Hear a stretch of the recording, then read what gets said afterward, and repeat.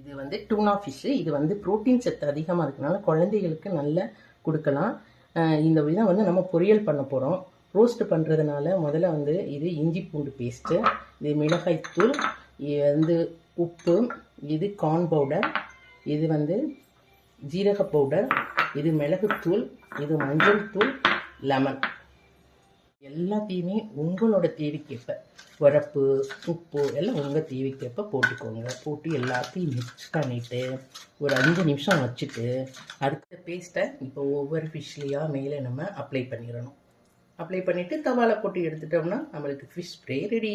Fry பண்ண போகிறோம். Fish ஃப்ரைக்கு 2 spoon எண்ணெய் விட்டுக்கோங்க தோசை தவாவில்.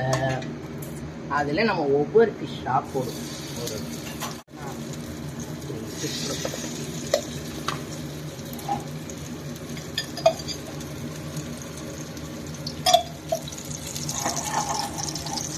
உடனே திருப்பக்கூடாது. நல்லா வெந்த பின்னர் திருப்பினீங்கன்னா மசாலா ஃபுல்லாக ஃபிஷ்ஷில் நல்லா பிடிச்சிக்கும்.